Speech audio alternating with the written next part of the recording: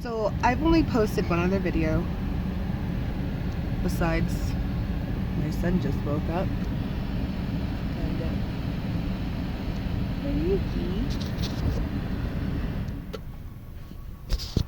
And that video was about my agoraphobia and whatnot, and I just want to do a quick update and let everybody know, well, whoever watches, whatever, how I'm doing and how my life is. So currently we had to relocate to Wyoming. We lived in Sandpoint, Idaho, and now we live out in the Sheridan area. We had a mudslide, and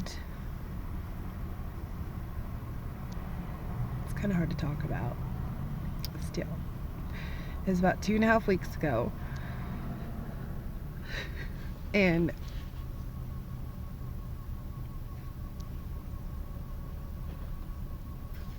me and my kids were outside, and my boyfriend and my mom, and we were actually playing in the mud and the rain and the water and letting the kids be kids and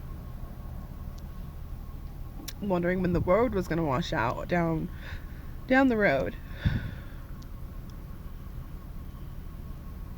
when all you hear is this giant rumble and you see a huge wave of mud and water and trees coming straight for you and your family and your kids. So I told my girls to run. And my smallest one ran right over the snow. No problems. It was still about 2 feet deep, melting in my yard. She got in the house.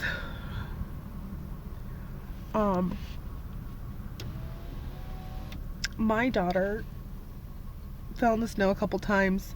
I kept falling in the snow, but we just got to the door with enough time for me to push my daughter inside the house.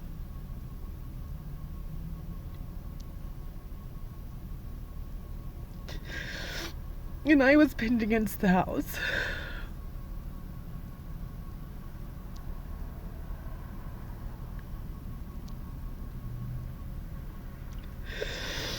I fell to my knees, and I was covered in mud. And a tree or a log or whatever trapped me on my leg. And I couldn't move. It was like cement. It was everywhere. So I was stuck. And my mom, she was fine. She's disabled, so she can't run. So she ducked and covered and waited for whatever was gonna happen to happen. But she was fine. My boyfriend and my 2-year-old,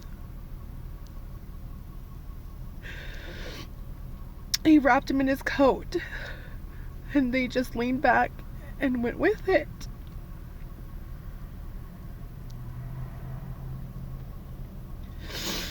I don't know how, but that day he saved our son, this little guy. He's only 2. He's just the size of a 5-year-old.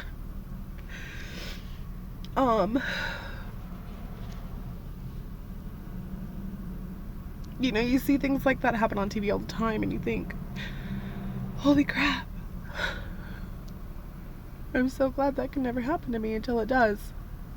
And then when it does, you don't really know how to get over it or to rebuild from it. When the girls and I ran for the house, the door was left open because my daughter was waiting for me to come in. But like I said, I got stuck. So all the mud went into the house.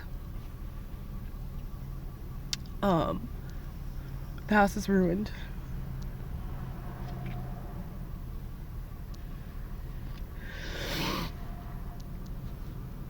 The house got destroyed.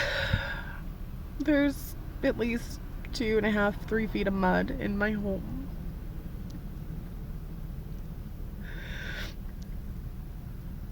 God, it was the scariest day of my life. I still have nightmares about it. Now we're just trying to rebuild and get our lives back on track. My son almost died that day. I should have died after everything happened, and we went back there and we looked at everything. There's a giant boulder in front of the house, right by the front door, that got stopped by a tree. A big tree that we used to barbecue right next to that we were told by many people to get rid of. And if that tree wasn't there, I would be dead. And my daughter would have seen me die that day. She watched the mud swallow me up. But it's amazing what you can do when you hear your child ask if you're okay and ask if you're alive. I dug down in that mud and I moved the tree off of my feet, my ankles, whatever, and I pulled myself up and I got out. That's what you have to do. But we're all fine. Now we relocated here and we're trying to rebuild, and